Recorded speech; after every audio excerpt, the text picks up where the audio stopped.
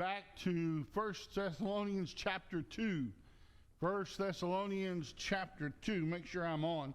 And today we're going to be sharing together from the scriptures, and we're going to be talking about a second part of a sermon that we started last week. Remember, last week we talked about the fact that at the center of the courtroom is a judge's bench, and then there is a witness stand.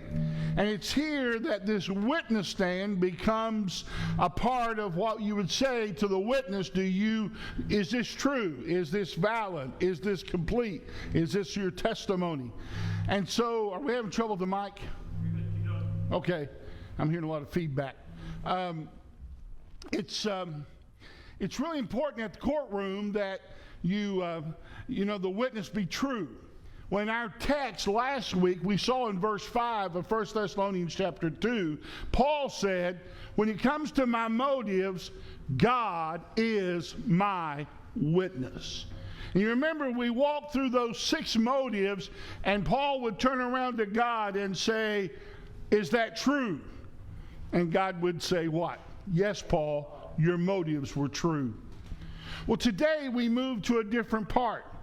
We understood last week that we were to have no fear, no fake, and no fame. It's not about us.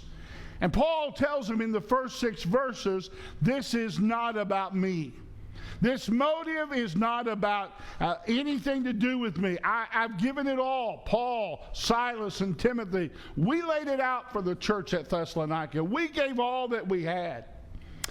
And today we move from motives to the second part, and we'll be talking about ministry. But let's read the text together beginning at verse 7. Now, in some of your translations, let me stop here real quick and tell you, you'll see that they end the paragraph in verse 8.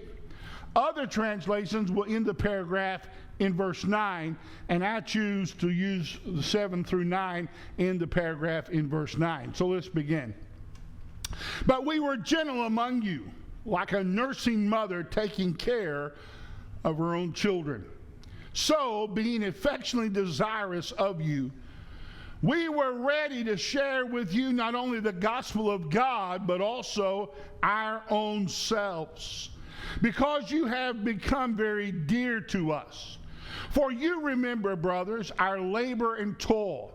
We worked night and day, that we might not be a burden to any of you while we proclaim to you the gospel of God. So Paul says on the end of no fear, no fake, no fame, here is our ministry. Now, I want to share something with you today I think it's really important. In most of the New Testament, the word ministry has nothing to do with minister, okay? Did you know in the Bible there was never clergy and laity? Nowhere in Scripture. There are elders, but that's all there is. That clergy and laity stuff is garbage in church world. The truth of the matter is we're all what? Believers. We're all followers of Christ. And Paul would tell the church at Ephesus, we are all ministers of the gospel. So, when the Bible often talks about ministry, he's talking about all of us, not some of us. And when he talks about the fact that you and I are to preach the gospel, he's not talking about those who've been called to the ministry to preach the gospel like in 2 Timothy chapter 2 in those pastoral epistles or in Titus chapter 1. But he's talking about all of us going out, proclaiming, and sharing the gospel. So it's in that context that Paul said, when we were with you at Thessalonica, our motives were pure. But also note what our ministry did. I want you to understand something. That Paul was motivated from the heart to go do something in that city. And when God took him there, he'd taken all the beating from Philippi. He'd gone through all the abuse there. But the one thing you must always remember, ministry is not a position or a policy, it's a practice. And so today, you can't make a new policy in your life.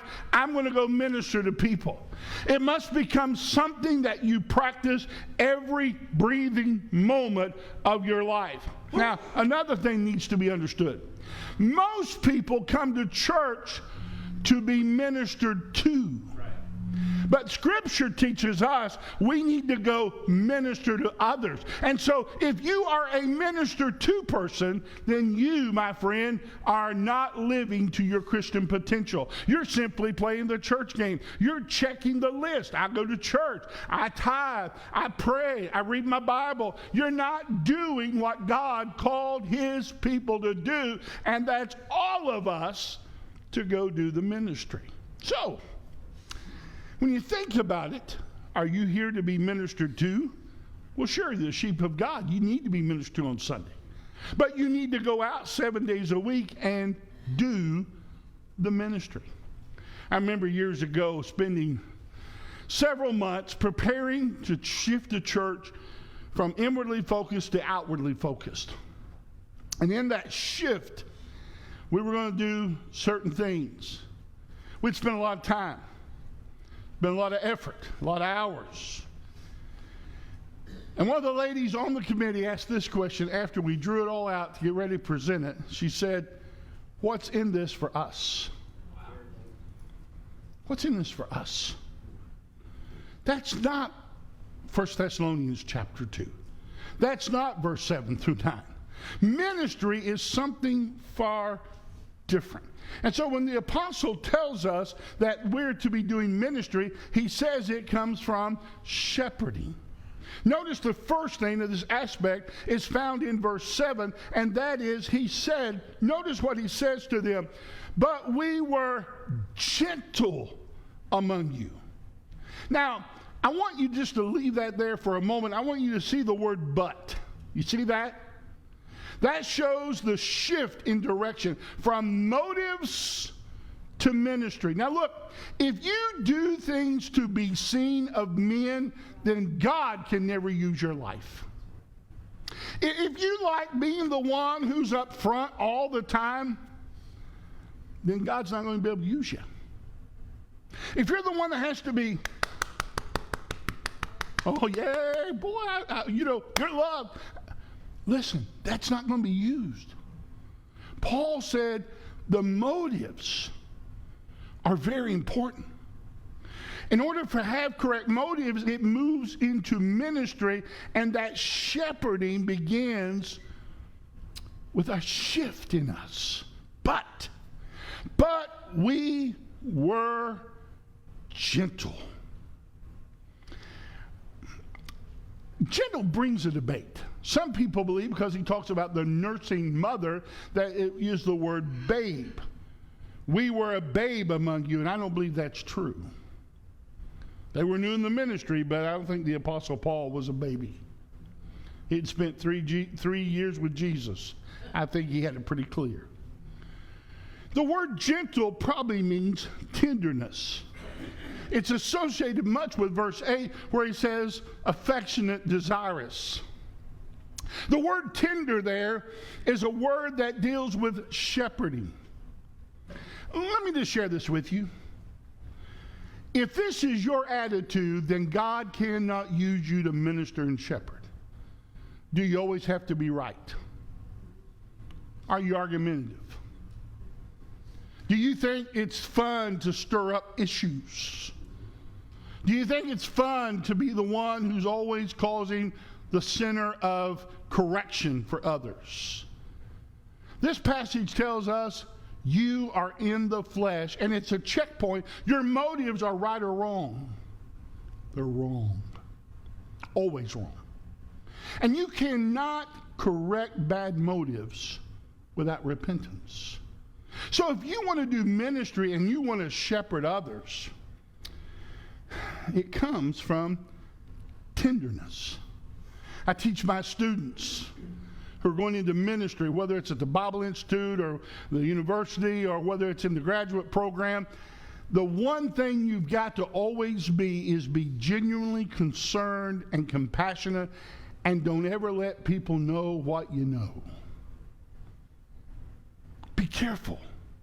Tenderness is important. For when you are tender, you are open. Somebody said, well, I just want people to know I love them. Listen, that's not tender. Some people who told me they loved me were pretty mean. I love you. Really? I didn't know that. Right? Tenderness is a different thing. And when you think about shepherding and tenderness, the shepherd guides gently.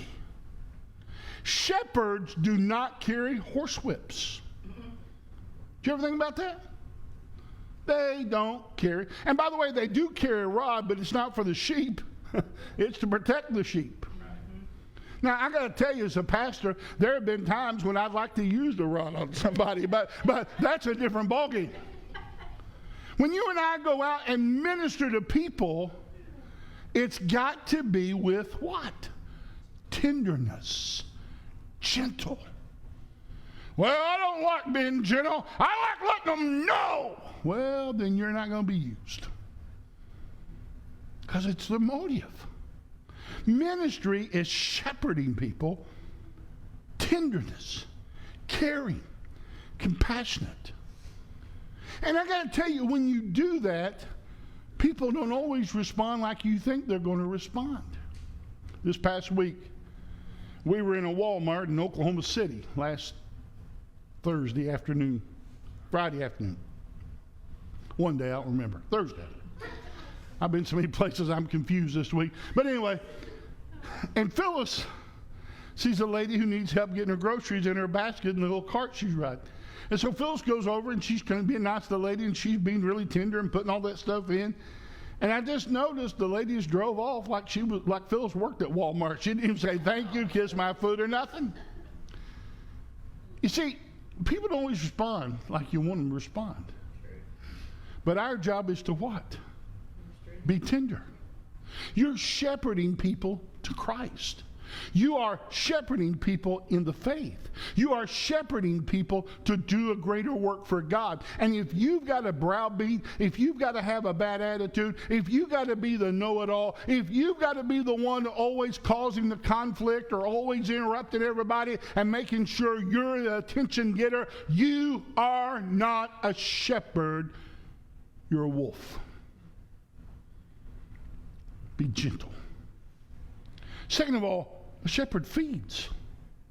Notice the passage. Look at verse 7. That mother takes that child as a nursing mother. Hear me and hear me well.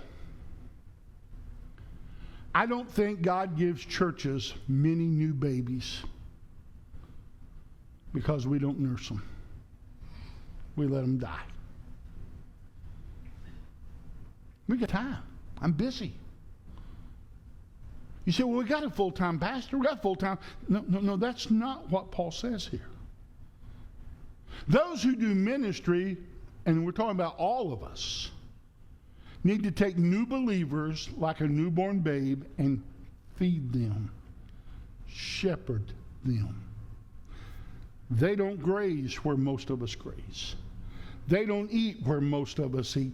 They need to be fed the Word, but it's the milk of the Word. And then there's another phrase here. He says that not only should we do those things, but there's an ownership is from the shepherd. When you and I are gentle and tender and feeding and caring, we become invested. It's not owner in the sense of being in charge. It's ownership in the sense of being invested. You care. You're concerned because people are hurting. People are broken. People are in trouble. Listen, let me tell you something. Hear me well. I would hate to be the person, are you listening to me? Who has moral failure in most churches. While the sin is wrong and while it's all bad, we mistreat people. Some years ago, a minister fell into sin. didn't have his cell phone number, but I was his friend on Facebook. I was going through the town he lived. And I sent him a message the night before, and I said, hey, can I do lunch with you tomorrow? He immediately responded back, Tim, I'd absolutely love to do lunch with you. He said, where? And I gave him a restaurant that I knew was in town. He goes, I don't know if that's a good idea that you be seen with me with that many people. And I said, I'm honored to be seen with you. And sure enough, I got there and I knew half the restaurant. And people, I could see the gossips, the real churchy people. Wow, I can't believe that. The real saints of God. That's a joke. But anyway, he said, in 4 months, you're the first person who's ever reached out to me. The other night, we were together again in another event. He said, you must remember, we eat our own. He said, only 2 other people have ever reached out to me in all these years. I want you to hear me. This world is broken. I expect the world to be hating. I expect the world to be in trouble. I expect the world to literally be going to the gates of hell. That's what we expect from this world. But from God's people, there needs to be a shepherding that says, I'm going to treat you tender. I'm going to be gentle. I am going to feed you. I am going to minister to you. I am going to help shepherd your life in a totally different direction. Second of all, not only does he tell us that we're to be shepherding, which is really important, but sharing. Now, the word sharing here is found right in verse 8. Notice what he says. He says, so being affectionately desirous. That goes back to the word gentle. Those 2 words are tied together, and we'll talk about that in a moment. Of you. We were ready to what? Share with you not only the gospel of God, but also our own selves. Because you have become very dear to us. When the apostle uses that phrase, affectionately desirous, like the word gentle, it means to feel kindly, yearning to do so. That's what it really means.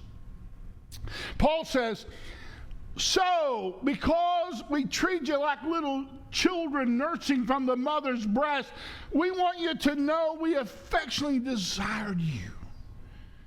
We kindly yearned for your what? Best. Let me tell you about ministry. Ministry is not doing what's best for the church. Do you know that? Ministry, and when I say church, I'm talking about the organizational church. Ministry is not always doing what's best for you. Although that's what most of us look out for, right? I couldn't. I shouldn't have to do that. Those ought to be phrases not used among the family of God. But you should yearn to do the best for the individual that you are shepherding. Remember, I've told you we need discipleship. You need someone discipling you. You need someone you're discipling. Most of you probably went out, and I don't mean this ugly, and looked for somebody to disciple you. Wrong direction. Look for somebody you can disciple. Then you'll find somebody who will disciple you. Are you listening to me? Are you hearing me? Because when you begin to invest in others, see, I'm not here to be ministered to. I'm here to minister. You see, I then will be ministered to. He says we are ready, which means take delight. When you read this, he says we are yearning for your very best. And we took delight. Notice that. We took delight to share, which means a giving heart. There was a delightful giving in the Apostle Paul that said we yearn for your very best. We yearn yearn for what God could do with you. We yearn to see you reach your highest potential. We shepherd you in a gentle way, and then we shared with you from our hearts what God could do with you. Notice what he did. He was delighted to have shared the gospel with them. You remember what happened in Thessalonica, right? It was a big city. It was a marketplace. There was a lot going on. And he went to the synagogue. He was there 3 weeks debating. And it got so bad he had to leave. That's when he said, I'm going to the Gentiles. Paul's ministry pivoted there. It's a whole sermon on his pivot. Some of us keep doing the same thing even though it's going to kill us, because we heard that's what we're supposed to do, and we forget to change gears when it don't work. There's also a verse that says shake the sandals and leave the sound and go do something different, and that's what Paul does here. He goes to the Gentiles, and when he gets to the Gentiles, he goes out in the marketplace. They went out, all three of them. And they begin to share, and they begin to talk, and they begin to tell. We got into this discussion in our small group last week in the men, and I think it's really important to understand what preaching Peter did or Stephen did was to Jewish believers who understood the Bible. When you get to Paul in the marketplace, he talks about an unknown God. That's right. See, people out there don't know our terminology. Like, are you saved? From what? Is the house on fire? Or are you a believer? In what? Do you believe in God? We had a preacher come to our town when I was a kid. Had a lady who was a little mentally ill. He caught her in the store and said, do you believe in Jesus Christ? And I won't use the language she used, but she said yes, and anybody don't's a fool. So you must be a fool, preacher, and walked out the door. Well, I thought that was a pretty good answer. The gospel. Sharing. Do you share the gospel? Now, sharing the gospel means that I invest enough time that I delightfully get the opportunity to give you something that transforms your life. You see, the power of God unto salvation, there's nobody God cannot save. And there's nobody God cannot reach. And there's nobody God cannot touch. Now the thing is, you and I got to spend enough time shepherding them and sharing with them, not preaching to them. Notice what Paul says in the next phrase. And we gave ourselves. What does that mean? I want you to hear what I'm about to say. This is really important. I hope you listen very carefully. There was a day in American culture when people knew enough Bible, just like the Jewish culture, that you could do what Peter and Stephen did. That no longer exists in this country. For almost 100 years, our school systems have taught evolution. For almost 100 years, things have shifted, and now for the last 50 years, God has been removed from the city square. And with that being said, what that means is we now move to an Acts 17 way of discipling, sharing the gospel. So you don't mean you don't share. You don't just say, well, it don't work, so we just quit. No, you go out there and you must share your time. You must earn the respect of those to whom you're going to share the gospel with. Let me tell you who's dangerous in the church world. People who go out and say, just pray to God. Just look to God. Those people are false prophets. Getting saved is far more than praying to God and looking to God. It's a repentance. It's a life-changing moment. It's a transformation that takes place. And so what must happen in our lives, we must invest enough time. That means you say, preacher, I'm busy. We're going to talk about that in a moment. Sharing is very important, that you share not only the gospel, but you must share yourself. That may mean your resources, that may mean your time, that may mean your effort, but here's what you must yearn. You must yearn. It must force you as dear ones to give them the truth and to help with the needs of others. That may mean you do a lot of time and help and encouragement and strength. Paul said, God, you're my witness. Was I gentle? And the church said yes, and God said yes. Was I sharing? The church said yes, and what did God say? Absolutely.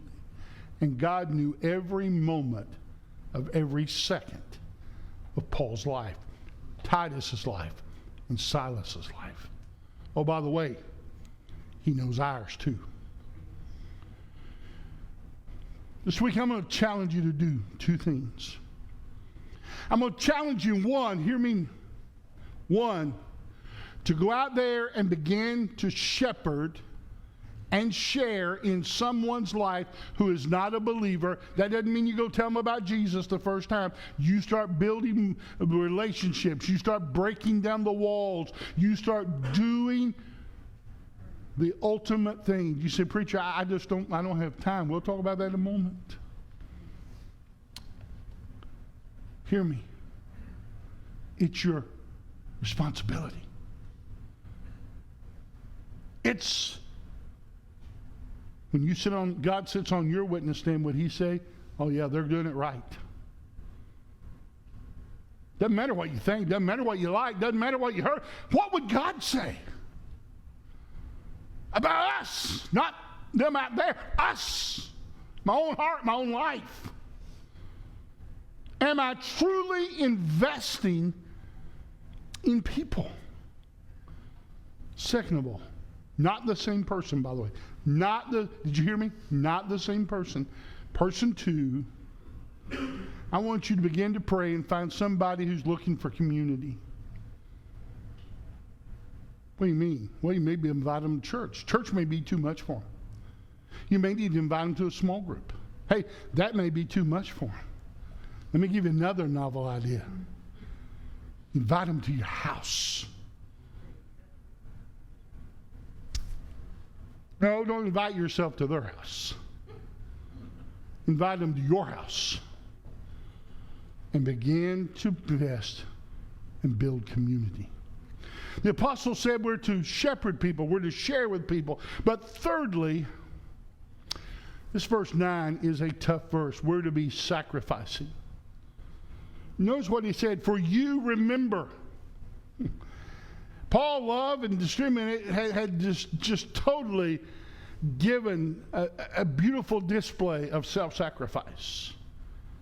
And the church remembered it, and God testified that was true. Notice what he says about the sacrificing. He said, I labored among you. Labor is a strong word. Labor here means to work hard. Remember the same verse, same word he used in chapter 1, verse 3. There he called it a labor of love.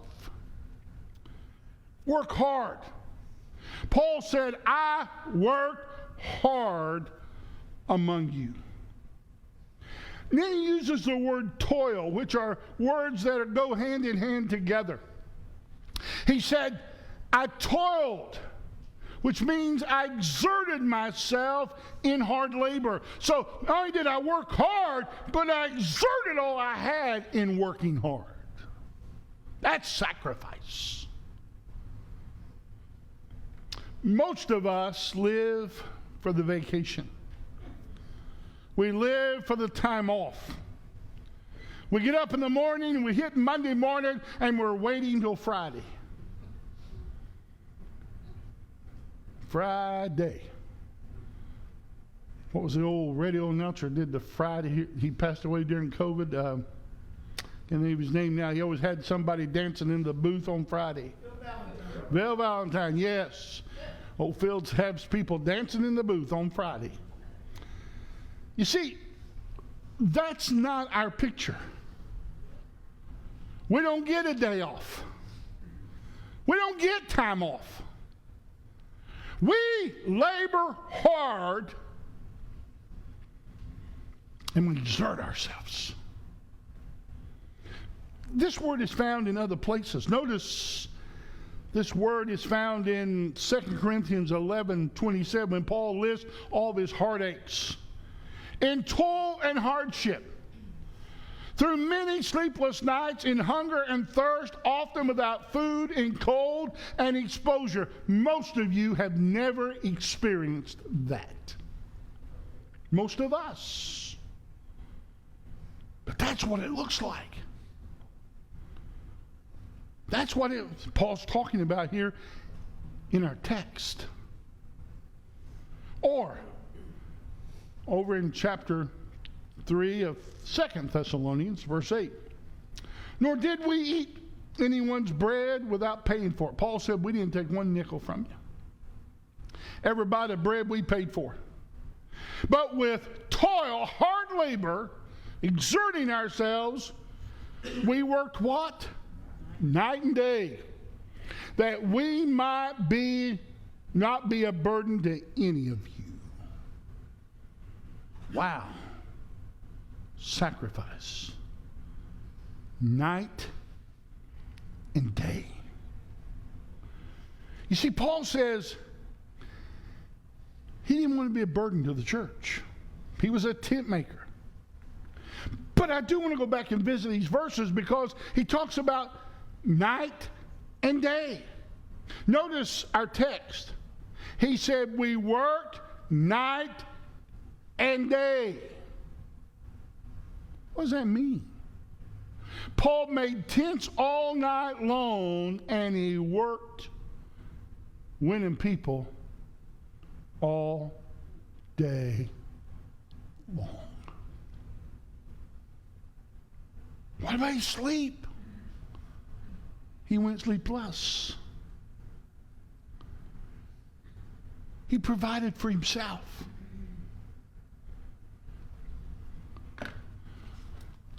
And you and I say, what? I don't have enough time. I don't have time to build relationships with people. I work. Got a family.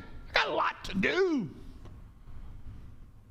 My friend, when you came to Christ, all that became secondary. And now it is night and day. Shepherding, sharing, and sacrificing so that we might proclaim the gospel. That we might reach others. What was he said again in chapter 3, verse 8 of 2 Thessalonians? Nor did we eat man's bread without paying for it, but we toiled and labored. We worked what? Night and day. That's sacrificing. So he said, well, that was the Apostle Paul. No, that's you and I. Because remember what he said. You follow me as I follow Christ. In other words, he didn't say this is what we did, you don't have to worry about it. No, he said you do what we did.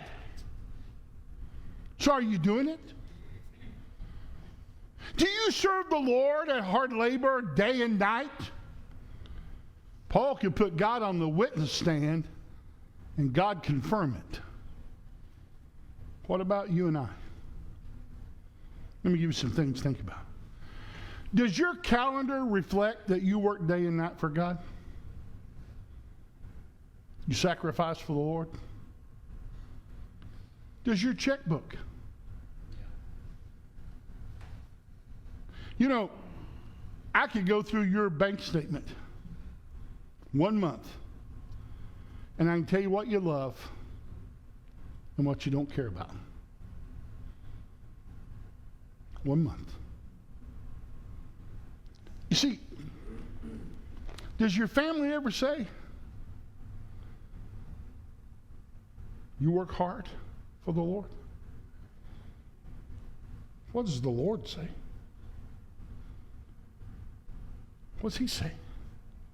We live in a world we say no pain, no gain. You know, maybe the reason we're not winning souls and reaching people, it's not because they're so hard. They've always been hard. I get tickled. We got this phenomenal idea that the world just got bad about 5 years ago. And they got real hard, and they're just really bad out there. It's scary. Ever since we got 24-hour news, it's just really bad out there. It's always been bad. Well, the Bible says perilous times are coming. Well, Paul did, and they've been here ever since then. So what are you saying, preacher? Here's what I'm saying. You and I got to decide, are we the people who have to be ministered to? Are we going to go out there and do the ministry? Think about this week. Every one of you go out and invest in people for the opportunity someday to share the gospel with them. Every one of you begin to look for somebody in community and bring them to community. If we did that every week, you say, wait a minute, I don't have time to do 2 or 3 people or 5 people. Oh, wait a minute, night and day. Less sleep, less fun, less of me time. Because you're no better than anybody else. We're all to be given our all. Is God your witness that you are?